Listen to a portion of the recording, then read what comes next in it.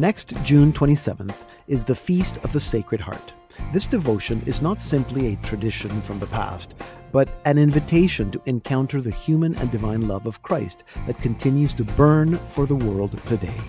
In October 2024, Pope Francis released his fourth encyclical, Dilexit Nos, which is a deep reflection on this love, inspired from Romans chapter 8, verse 37. We are more than conquerors through him who loved us. The Sacred Heart reminds us that God's love is not abstract or distant, but concrete, personal, and deeply transformative. Pope Francis invites us to see the heart not just as a symbol of love, but as the part of ourselves we often hide, the innermost, raw reality of who we really are before God. In this light, devotion to the Sacred Heart becomes a courageous act of vulnerability, opening our hearts to the one who first opened his. When we venerate the Sacred Heart, we are not adoring a body part, but the whole person of Jesus Christ, whose heart is the visible sign of his boundless saving love. And this love calls for a response.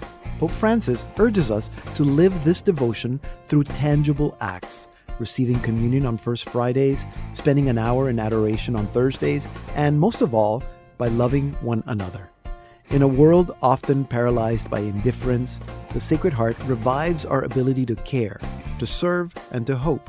Indeed, Christ's love can give a heart to our world.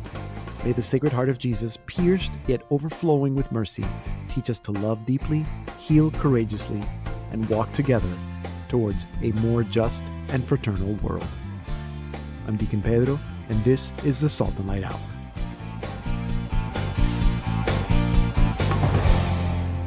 Hello and welcome to an all-new Salt and Light Hour. I'm Deacon Pedro, and sitting here with me today is Sean Pott from the Knights of Columbus. Sean, welcome back to the Salt and Light Hour. Thank you, Deacon. Always good to be with you. Yeah, it feels like it's been a long time. Like it does. Like Lent. Was it? It was Lent, probably. I think you're right. But at the same time, I can't believe that it's already the middle of 2025. Yeah, it's great. And we have a new pope. And we have a new pope. There's a lot that's happened this year. Yeah, a lot. Wow. Yes, new pope. We're already halfway through the year. I'm having allergies. It's just all good stuff, you know? It's been crazy. Yeah, and you're good? All good. All good things. Knights of Columbus World, all good things. Yeah. You crazy had a busy fast week here, but all good things. Busy weekend with was it state deputies? Busy weekend with the state deputies recently. All of the state deputies from around the world. Because, you know, the Knights of Columbus are not just in the U.S. and Canada, but Mexico, Poland, Ukraine, France, Philippines, South Korea. Ukraine, were the Ukrainians able to come? He was. Yeah. Yes, he was. Yeah, the state deputy there. That's great. That's good. And then we're all gearing up for the Supreme Convention in August in Washington. So I'm looking forward to that. We can hang out together there, Sean.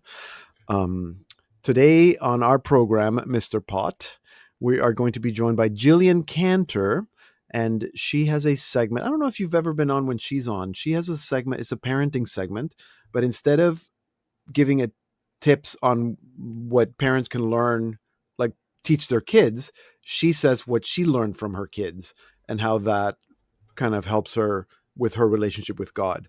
So today, Gillian is going to join us with what I learned from my kids, and she has a lesson about courage, I believe. So that's in about 5 minutes. Gillian Kantor will be here. And then, Sean, you're going to be back with us, and we're going to go into the breach. We will. Into the breach and discuss the Sacred Heart. Oh, that's an important feast coming up. Yes. The Sacred Heart. So that's Into the Breach with Sean Pott of the Knights of Columbus in about 15 minutes. And then in our second half hour, you're like a pretty well-rounded, well-read Catholic man, Sean. So I am sure that you've heard of Peter Kreeft. Oh, yes. Yes, I have. So I've heard that he's like a beloved Catholic author with did you know that he's got like over 100 books? I'm not surprised. I don't know where he finds time, being a professor and an author and a speaker. Yeah. So he has a new book, a book 101, I don't know how many books he's got, which actually is his autobiography. So he's never written about his own life, although some of the books, he might refer to some of his own experiences. But this is the only autobiography. Peter Kreeft is called From Calvinist to Catholic. And a lot of people maybe didn't even know that he's a convert. So he's going to be joining us on the program in our second half hour. I'm going to be talking with Dr. Peter Kreeft. Dare I say it's the third time he's been on the show, so it's not the first time he's on the show. He's actually written for us in our Catholic Information Service, our Building the Domestic Church kiosk. We have some of our booklets were written by him. Stuff. It's good stuff. If people are just hearing the name Peter Kreeft right now for the first time, look him up, because if you're looking for a good, easy to digest, accessible resources that are going to help you with your Catholic faith, understanding theology, it's Peter Kreeft. It's definitely a go-to. So Peter Kreeft on the Salt and Light Hour in about 25 minutes. We're going to be talking about his life, his conversion experience. And particularly I'm interested in all the because he's a philosopher. So all these reasoned thoughts or ideas that helped him come into the Catholic Church. So that's in about 25 minutes. And then at the end of the program, Sean, we're going to be speaking with a young married couple, singer-songwriters, Blake and Megan Flynn. They were first on the program maybe 3 years ago. We first met them. They had just got married and they were writing music, in love, writing music. They have this great... very inspired. Yeah, very inspired. Well, now they have 2 kids. Even more inspired. And they're still writing music and still putting out songs. They just put out an album with 12 tracks. So that's a lot of music. Wow. And I don't know how to describe their music. Yeah, it's very... I'd say it's like indie.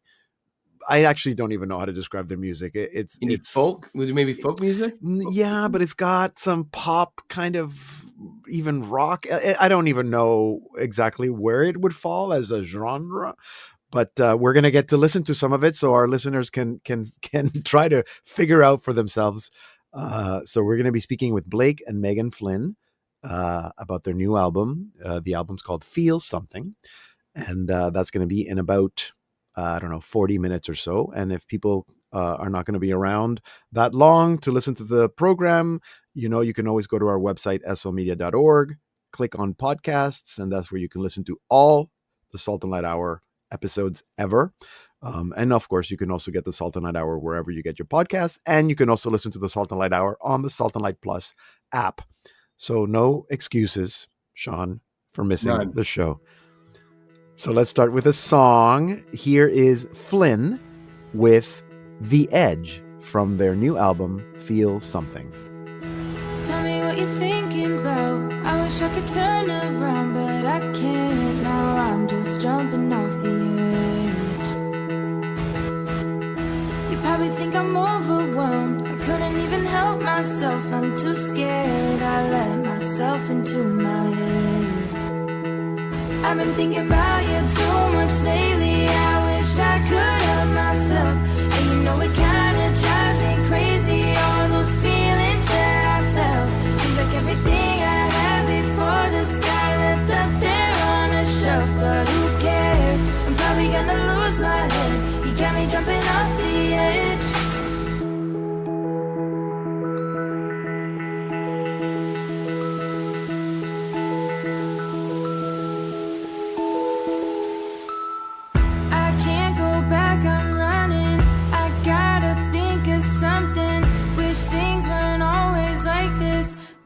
I'm just wasting my breath.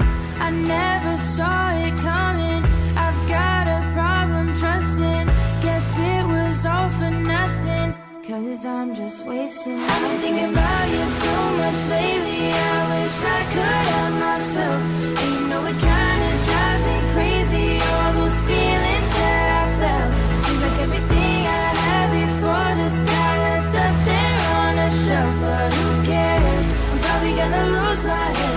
You got me jumping off the edge. I've been thinking about you too much lately. I know it can hurt sometimes, but I like to make decisions fast. 'Cause I don't wanna change my mind.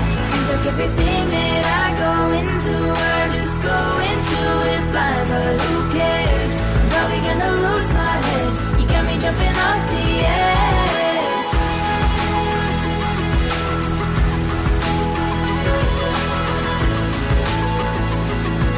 You got me jumping off the edge.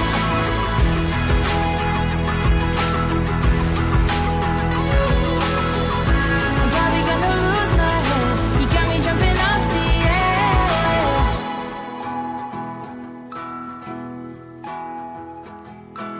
That was Flynn with The Edge from their album Feel Something. And we're going to be speaking with Blake and Megan Flynn at the end of the program, so stay tuned. And now it's time for What I Learned from My Kids with Gillian Kantor, who's sitting here smiling. I mean, it's better than frowning, right? That would be a Yes, terrible no, way to start don't sit the here show. and frown. Smiling because your children bring you so many good lessons. Yeah, so much joy. And this time we're going to hear about Mr. Leo, who is grade 1, 6, turning Okay. 7. Okay. So first of all, can you imagine a happier boy to learn the name of our new Pope? This was Right. a goal fulfilled. I don't know. I didn't know that he would be this excited about it. Yes. But when his teacher shared the news with the class and she told them the Pope's name, then all the kids cheered, and then they turned to Leo and they said, "That's you in the future." So Aw. I don't think they had the understanding that the Pope takes a new name. So you don't have to be named Leo in order to become a Pope Leo, but regardless. And this on top of, he was already working on, at that point, a saint presentation, and he had of course chosen Saint Leo the Great. So Leo's coming at us from everywhere, and he's just excited about his name and the implications of who Leo is and what Leos Absolutely. can accomplish. Yeah. And so it's good timing too, because we can look to these particularly great and inspiring Leos to help our dear Leo. Leo is very cautious. He's not a risk taker. And anybody who knows our family would say, well, he comes by that naturally. All of us Kantors tend to gravitate towards the safe and the secure, including the parents that lead the pack. So what can we expect? But it all became very obvious just how much of a cautious and maybe afraid little fellow that he is when we recently attended the birthday party of one of his classmates. And it was a pool party. The kids went to a rec center and there was this awesome pool to swim in, and then this fantastic water slide that they could go down if they passed a swim test. So Leo passed the pool swim test, which meant he could go into these waters of the pool, but then he also had to pass a water slide test, which meant swimming the length of the little pool where the water slide empties. But it was still deep, and part of that test included swimming against the waters that were coming down and out of the water slide. So just the force of that water, I think, surprised Leo, and it knocked him into the side of the pool, into the wall. And so the instructor that was standing there, the lifeguard, said, "Oh, hey, buddy, you got to get out and try again." And that to Leo felt like instant failure, especially when his classmates, and a lot of them are very tiny, they were managing okay. They did okay. They passed. And he had to try again. But instead, he just broke down in tears, and he was quite inconsolable. And I think, like, no matter how many times myself or the lifeguard or the mom of the birthday girl said to him, "You could try again, Leo, try again. Why don't you try again? You're sure you could do it." He just couldn't get past that fear of failing again, and also the force of the waters. He just couldn't see past the failure of that first attempt. So off we went just to the regular pool while his friends had fun on this water slide. Eventually they finished there and they joined him back in the pool, and all was well. Tears were dried by the chlorine of the water, of the pool water. But almost as soon as we were in the van to go home, I could see Leo in the back seat, his shoulders hanging low. And he said to me, "I should have tried again." And then again at bedtime, he said the same thing with the same look on his face. "I should have tried again." And so even with that little bit of time and distance, he was able to reassess and reconsider, and he could see the adventure that he had missed out on with his friends. He was disappointed with himself that he hadn't mustered up that courage, and he just regretted missing out on that chance. So the next day after school, he and I head outside with his bicycle. We're going to practice bike riding. I think he's our latest bike rider. Like it's taken him the longest to build up that confidence, to get rid of training wheels and to just head out on the 2-wheeled road of the bike path.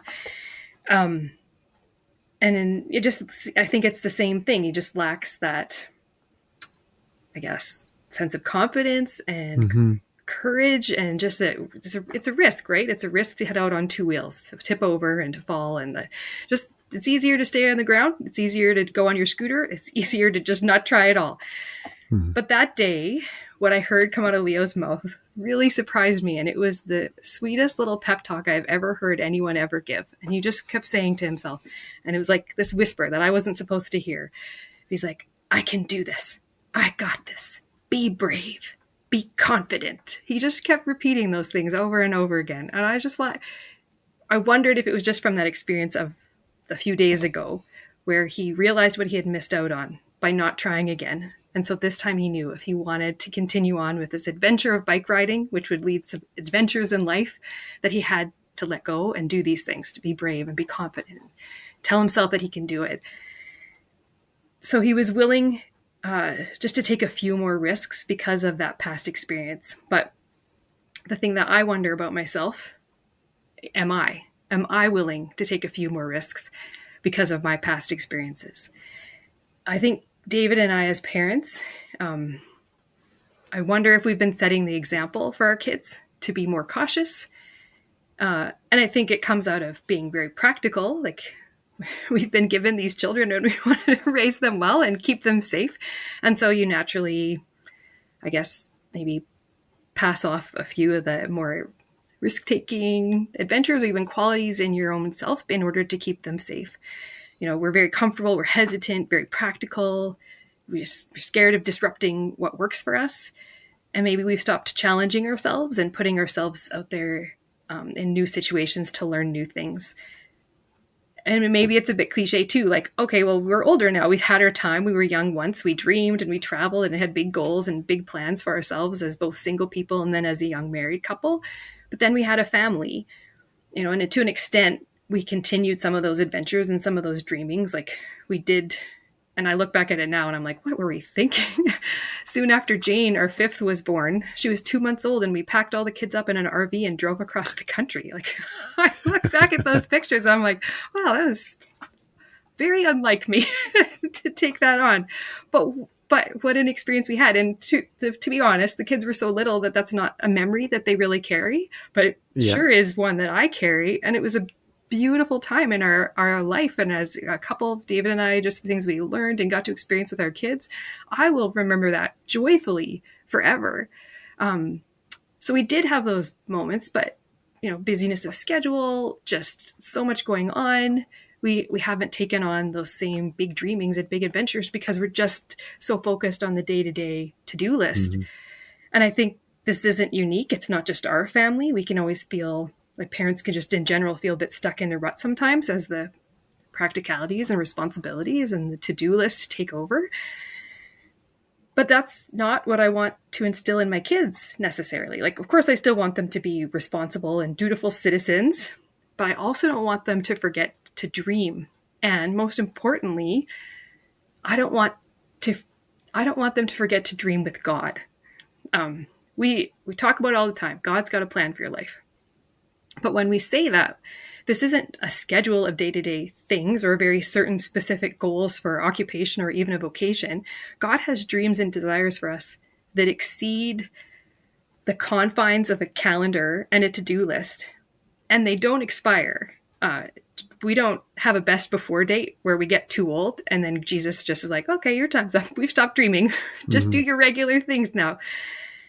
There's dreams. He has dreams for us in our everyday, but are we asking him what these are? Are we talking about them with him? Are we sharing our heart with him? And are we recognizing the signs that these are the places that he wants us to go?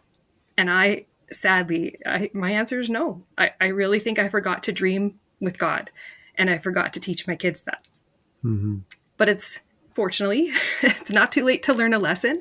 It's not too late to correct that. And we're trying, especially as our oldest, Joe, enters grade 12. And we want to adventure with him before he leaves and goes on with his own life. And I want to to leave him with that longing for adventure, so that these are things that he'll pursue on his own and eventually with his own family.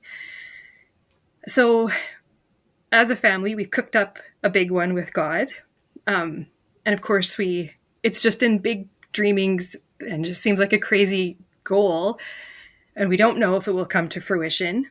But we're thinking about it and we're praying about it. And if I could be so bold, and again, as I normally do in these, start to cry just as I imagine this, but if I could just even invite our listeners to pray for us too, that we have the wisdom to know and the courage to pursue what I believe is God's dream for our family. So as we do that, in the meantime, I've got Leo's bike riding mantra in the back of my head. I got this. We can do this. We can be brave. We can be confident. But then the kicker to all of this, as I was thinking about this and preparing to talk with you about this today, I open up Acts from the reading from a few days ago in chapter 23, and it's Paul saying, it's about Paul, and it's saying, that night the Lord stood near him and said, keep up your courage. And I just, what a beautiful image that is of the Lord standing there over your shoulder, whispering in your ear, just this gentle encouragement. Just keep your courage, keep your courage. And he's giddy about it. He knows the goodness and of the adventure that is to come. And he very much wants us to keep going so that we can experience it. So of course he's encouraging it. He knows what's ahead. He knows the goodness of what is ahead. If we just can make that step, if we can be brave, if we can be courageous. So just keep going, just do it. Listen to that whisper in your ear. And just go, just do it. Dream big. God's got something awesome for you. What a great message to leave us for the summer as we try going on the road without our training wheels. Yeah. Yeah. Thank you, Gillian, and thank you, Leo, for that. And next time there will be more water slides. Yes, there will be more. Something else too, and I'm just remembering this now as I'm talking about this idea of adventure. One thing that my dad told me when I left Saskatchewan to come to school in Ontario, it's heartbreaking to leave your family. And he was, years later, I learned his story of when I left, how sad he was to see his youngest child go. But in that moment when he said goodbye to me, keeping his composure, he told me, have good adventures. And I've kept that in my head, but I think had recently let that go and forgotten about it. And so even just to honor my family and my upbringing and the words of my dad, have good adventures. So have good adventures. I hope that's everybody's summer too. Have good adventures. Great advice. God wants us to have good adventures. And as you said, with him. Thank you, Gillian. Happy summer. Yep. To you as well. Enjoy the summering. Gillian Kantor, always learning something from her kids. She's the wife of David and the mother of Joseph, Henry, Annie, Clara, Jane, and courageous Leo. Hey, this is Ali Aaliyah, musician and speaker, and you're listening to the Salt and Light Hour with Deacon Pedro. You can watch Salt and Light Television on our streaming platform, Salt and Light Plus. Find out how to subscribe at slmedia.org. And now it's time for Into the Breach with Sean Pott of the Knights of Columbus, who's been sitting here patiently learning lessons about courage from Gillian Kantor. Indeed. Very important. Going on courageous adventures with God. You're going to tell us about one of these courageous adventures with God, something that the Knights of Columbus are doing. Yes, with absolutely. A pilgrim. It involves a pilgrimage of sorts. Pilgrim Icon Program. Okay. We have a new Pilgrim Icon Program. Well, this Icon Program specifically has been around since 1979. Mm-hmm. So this June being the month of the Sacred Heart, we thought it would be fitting to talk about it because the image this year is the Sacred Heart. Okay, so it's not always an image of the Sacred Heart. It's not always an image of the Sacred Heart. But there's always an icon? It's always an icon. Now, it's a little bit of... It's not a traditional, like an Eastern... It's not a traditional icon. Okay. But so since 1979, we've had a different image.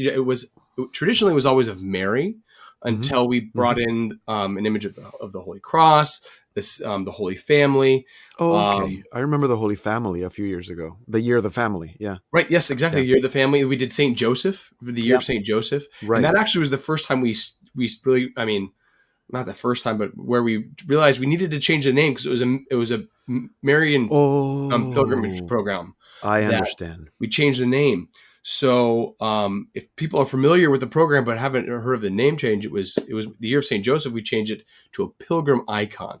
Okay, I understand. And then it's a pilgrim icon because it goes from home to home? Parish to parish. So okay. Councils, Knights of Columbus councils, every state or jurisdiction or province has a number of these icons that travel between parishes that the councils will bring around. And so this specific icon right now is the Sacred Heart of Jesus, and the image was taken from the Jesu in Rome. It's okay. Beautiful image. They took it when nobody was looking. They took it. They borrowed it. We borrowed it. Did they ask permission? Because the Jesuits need to give permission there. Yes, they graciously gave permission. Okay. And so we have these images that have been, and actually they've been all the copies have been blessed by the Holy Father. Oh, nice. And so they travel around to increase devotion. In this case, to the Sacred Heart. And so there's actually a program that goes with it for a prayer hour. That goes into, again, increasing the devotion to the Sacred Heart. And actually with this image, and again, very fitting with Friday the 27th for the Feast of the Sacred Heart. Yeah.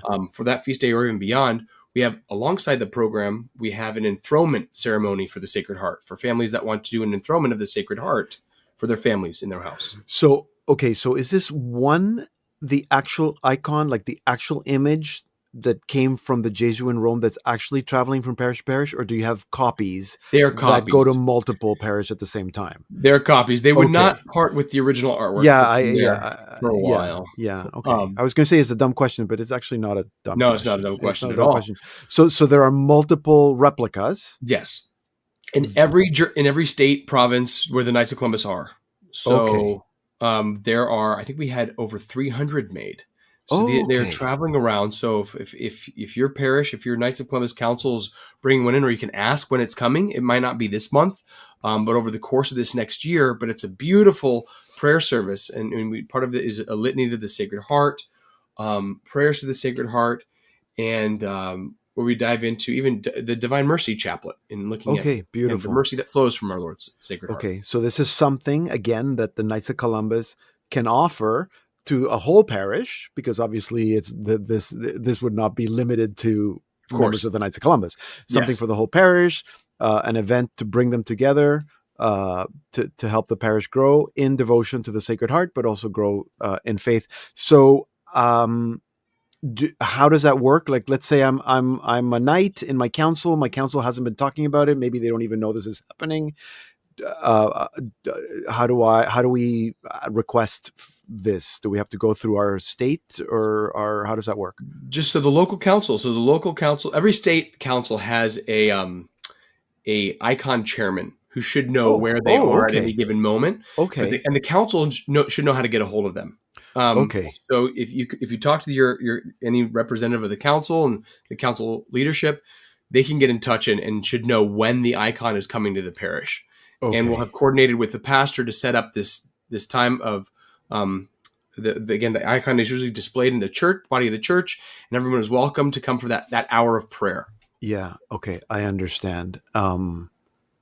Because I was thinking, I mean, if there's 300, at least 300 parishes will have the icon on June 27th on the feast. This is true. Yeah, but don't feel like if you weren't able to get the icon on for that day, you missed out, because you have the whole year, and we're not limited to the devotion of the Sacred Heart only on the Feast of the Sacred Heart or during the month of June, correct?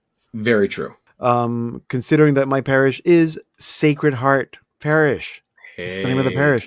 So maybe we can work to bring the icon to my parish. All right, Sean, thank you very much. This is great, useful information. I hope that it's useful to our listeners. And have a great summer. And I look forward to seeing you in Washington, D.C. first week in August. Likewise, Deacon. It's always a pleasure. Thank you so much for having me on. Sean Pott is the Senior Director of Evangelization and Education for the Knights of Columbus. You can learn more at kofc.org.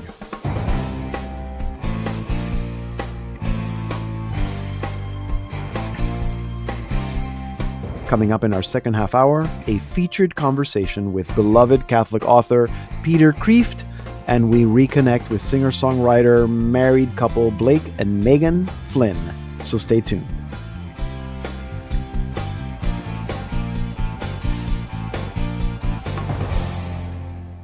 Welcome to the Salt and Light Hour Part 2. I'm Deacon Pedro.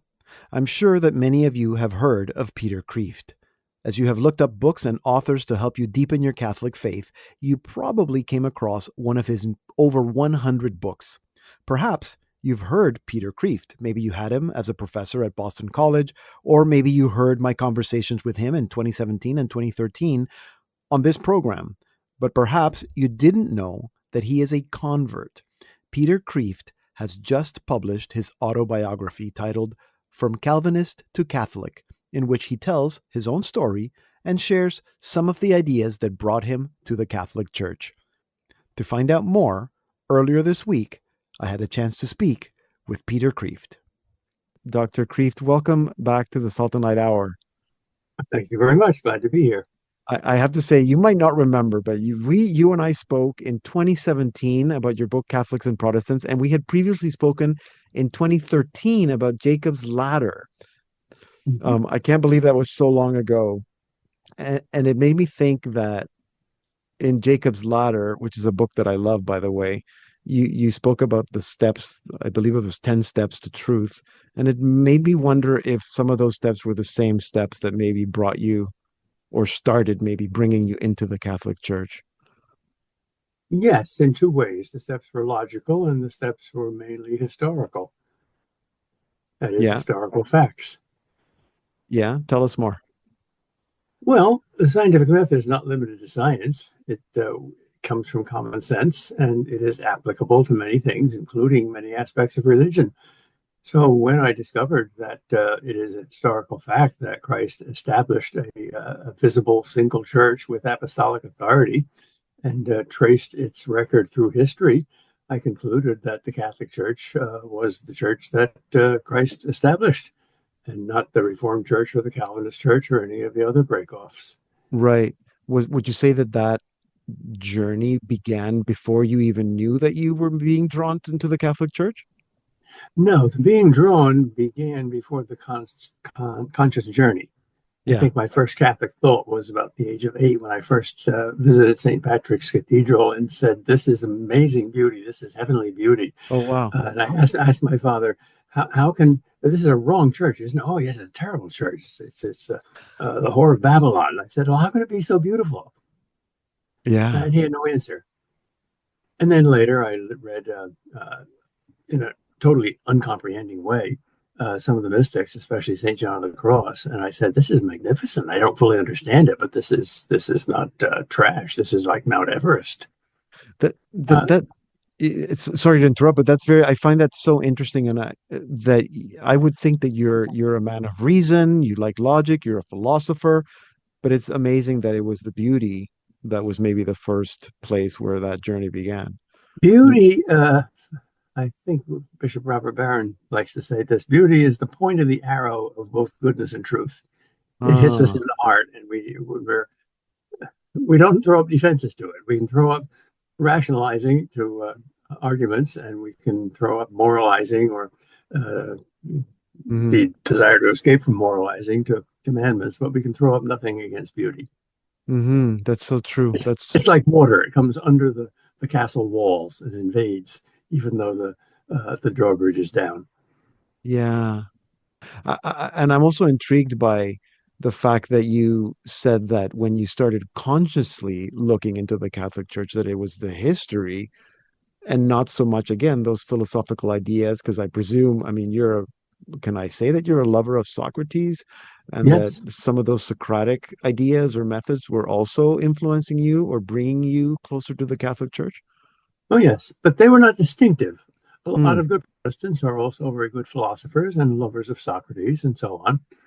But historical facts are not like arguments. They're an argument always has an alternative. A fact doesn't have an alternative. It happened.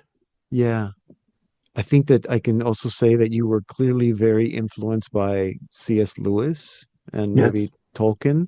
What were some of their writings or ideas that also kind of moved you closer to this side of the Tiber? When my college roommate was losing his faith, someone suggested that he read Bertrand Russell's Why I Am Not a Christian. He did, and he said, I think I got my faith back from that book. It's so silly. But now I want a book on the other side. And someone recommended Mere Christianity by C.S. Lewis. And he said, that gave me my faith back. It made it so clear and so reasonable that it was unanswerable. And both Protestants and Catholics love Mere Christianity. It has probably done more for ecumenism than any other book in modern times. So you'd think, or someone would think, that that is a book that is making a case for Christianity, but you're saying that for you, it also made a case for Catholicism. Because the Catholic version of Christianity is, though implicitly rather than explicitly, Lewis thought of himself as a Protestant, there massively. For instance, the sacraments are real. They work. They're not just symbols. Right. Strongly believed in the real presence. He believed clearly in purgatory. He believed in respect for the saints. He believed in confession. Right. And he believed that salvation is not simply a legal issue, as Luther thought, but an ontological issue. We get a new nature. Something really happens in us. Right. Almost like a transubstantiation of the soul. Those are all Catholic ideas. Yeah, absolutely. What would you say? I was quite moved by one of your last chapters in the book about when you broke the news to your parents. What kind of advice would you give to someone who is maybe being courted by the Catholic Church, and as they go through that journey? Obviously, some of the ideas you've already shared, but in terms of sort of the more human, practical, emotional advice. Anyone who is a one-sided, absent-minded professor like myself, strong in reason and weak in human feelings, intuitions, social adeptness, etc., pay attention to the other half of your brain. Pay attention to what the other side is feeling rather than thinking. Right. And realize that arguments are not nearly as strong as we think we are. And they are. It devastated my parents. They were totally shocked. Yeah. And it took years for that shock to wear away and respect to return. And that was not necessary. That was my stupid mistake. I should have prepared them for it gradually. I eventually did, and let them into my journey and had a lot of conversations, which were difficult but worthwhile, such that we finally came to respect each other and know that we were worshiping the same God and trying to follow the same Christ, even though we had immense differences. But that took a long while and a lot of suffering. Yeah. I think that if I remember correctly from when you wrote Catholics and Protestants, you would not think, or would you think that you wish your parents would have also converted to Catholicism? Yes, but I had no thought that they would. Their faith was firmly anchored in not just the theology, but the piety and the life of good evangelical Protestants. Right. Frankly, they knew Jesus Christ more securely than most Catholics I know did. And when Catholics come to do that, then Protestants will come home. They will recognize the thing that they're searching for. Absolutely. I can't let you go without asking you about surfing. Is that okay? Can we talk about surfing? Of course. Because you don't strike to me as the surfer dude. I'm a surfer, but not a dude. I'm a cheater because I use a boogie board.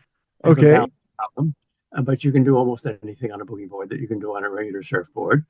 And I'm not a very good surfer, but it's fun. It's not only fun, it's kind of mystical because the ocean is the biggest thing we ever touch, and its power is immense. So it's a natural symbol for God, and it comes in waves like divine providence and divine grace. And some of those waves are wipeouts, and some of them are mist, and some of them are ridden with bliss. So when you become one with the wave, that's like becoming one with the will of God.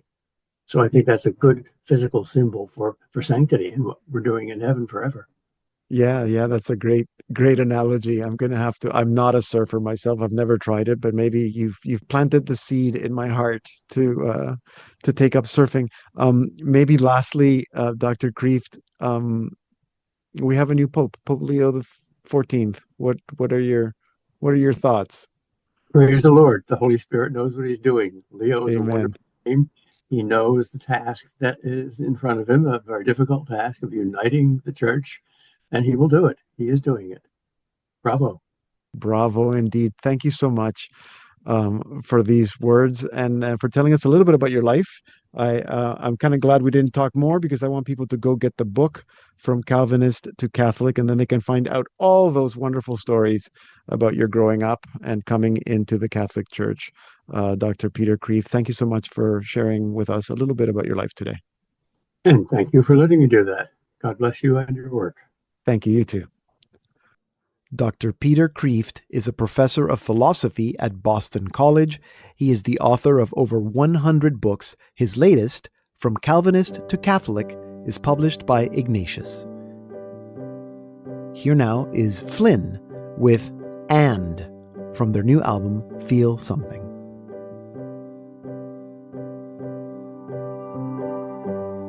I always waited in line. I didn't know what I was hoping to find. Always dreaming out the window. Only knew I had to take it slow. But when I saw you, I went blind.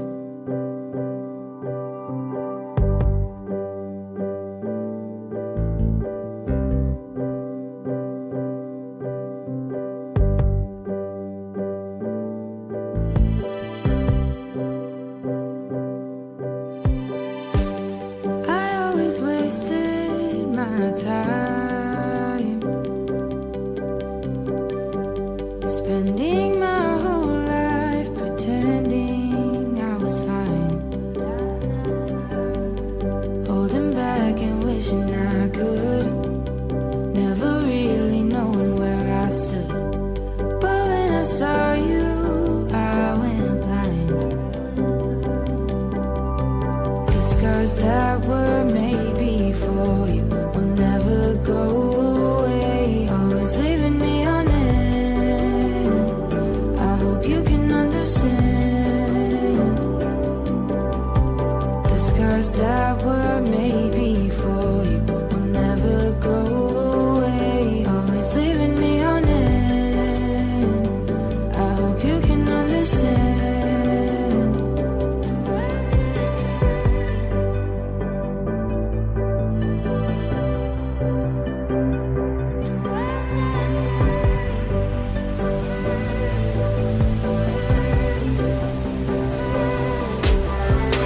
You should've known I was out here just waiting for you. It was getting cold, all the dark nights I spent without you.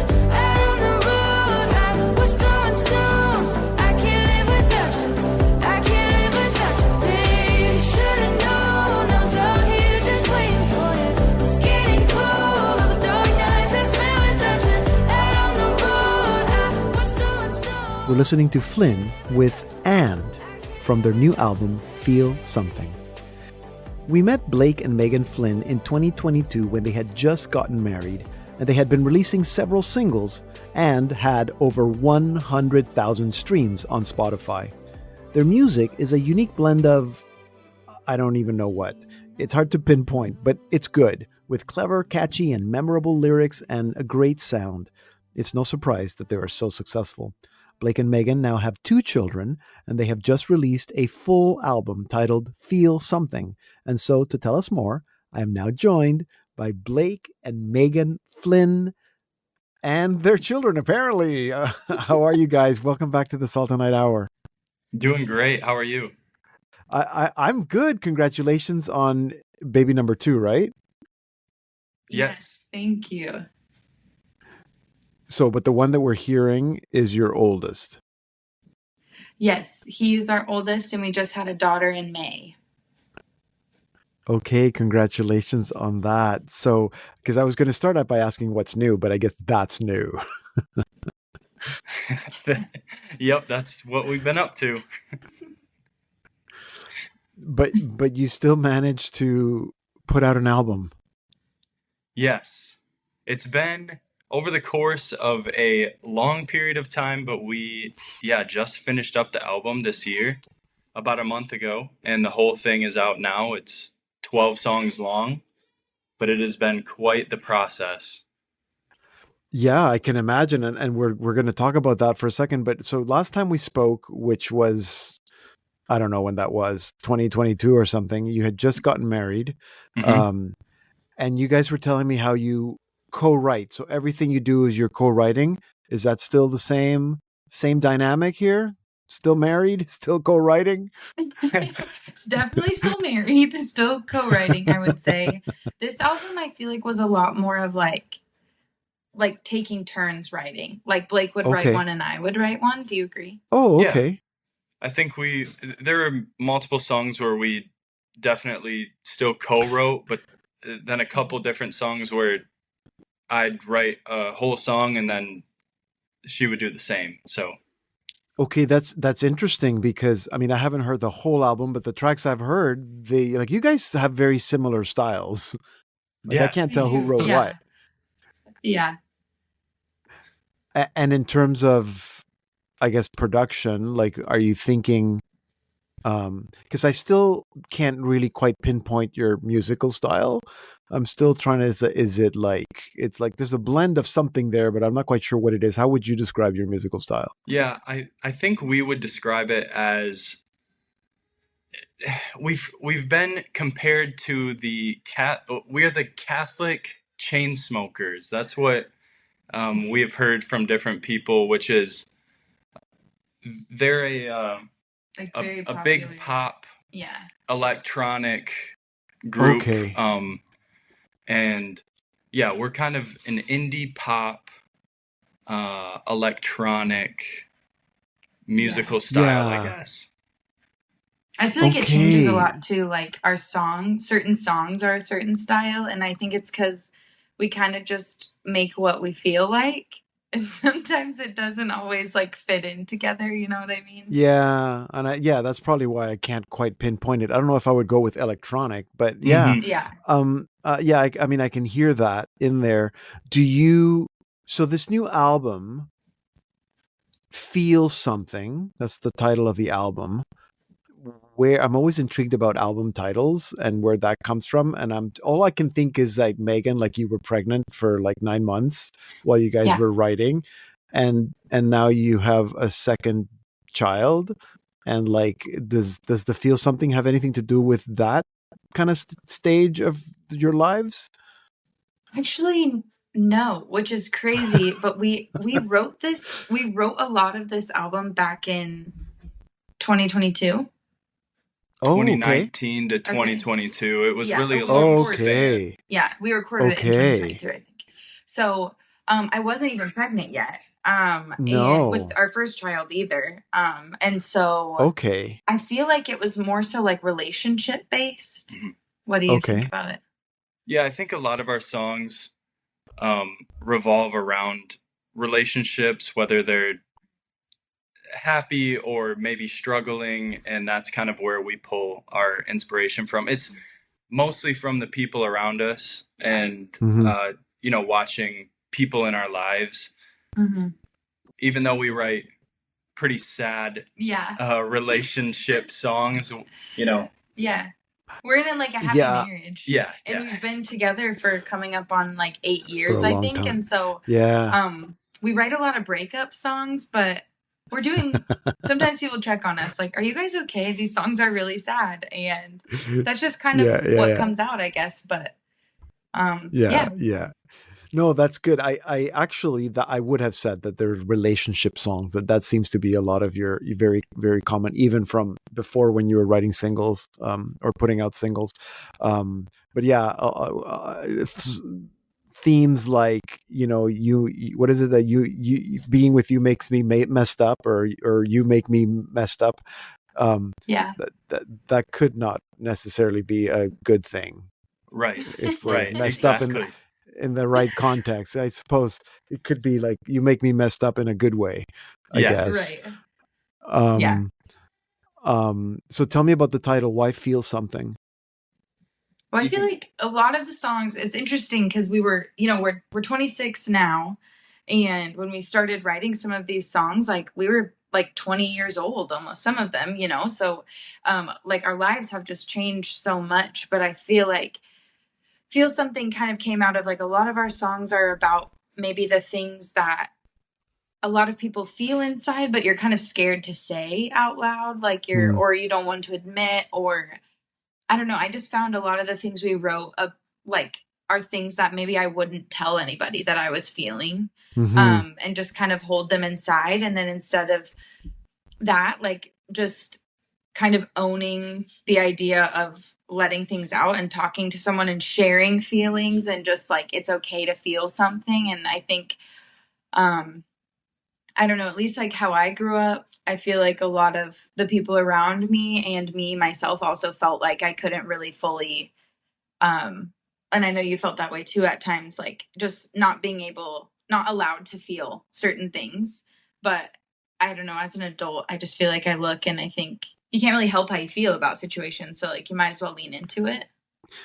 And that's really interesting, because I think a lot of times we make ourselves maybe we feel something, but we might not express it out loud for whatever reason. So are you saying that you're trying to encourage your listeners, people who listen to the music, to actually recognize some of those same feelings or experiences in their own lives so that they can own them or share them?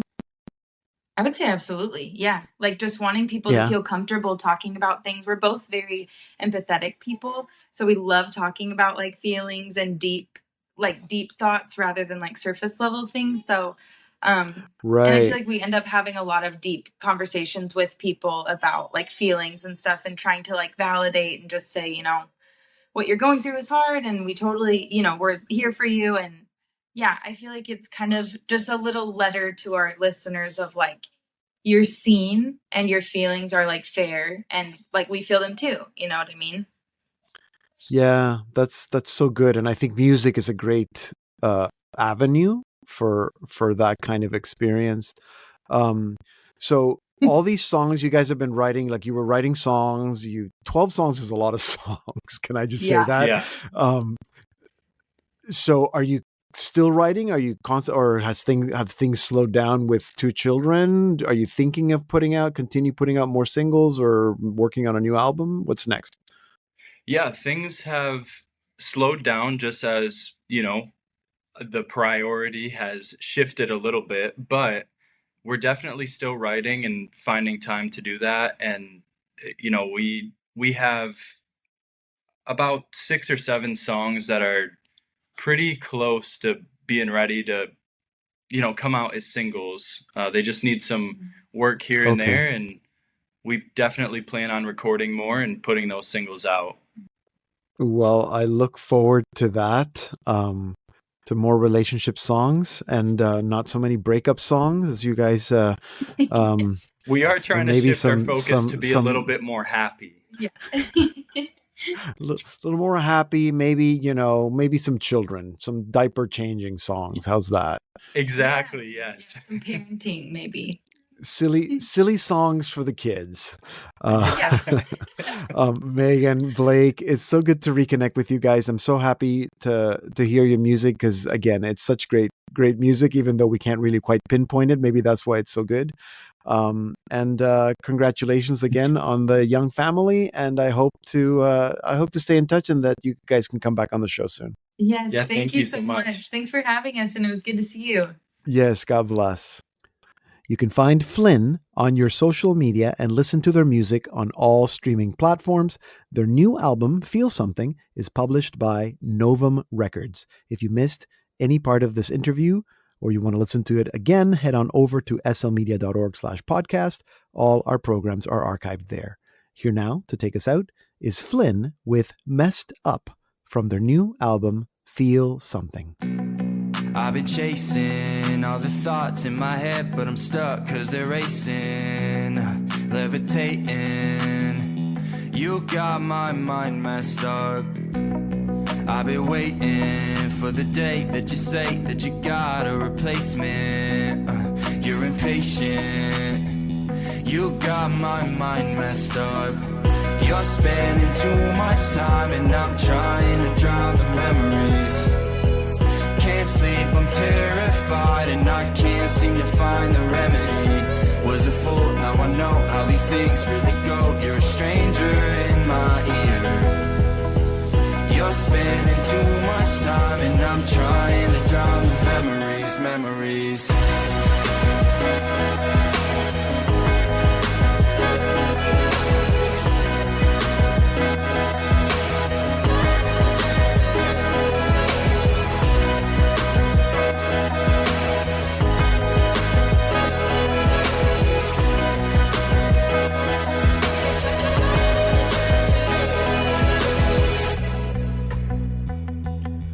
We're listening to Flynn with Messed Up from their new album, Feel Something, and that will take us to the end of the program and our season today. Be sure to stay connected with the Salt and Light Hour over the summer as we play some of our favorite interviews of the year. Listen to us on our website, slmedia.org, on the Salt and Light Plus app, or subscribe to the Salt and Light Hour Catholic podcast anywhere you get your podcasts, and be sure not to miss one single episode.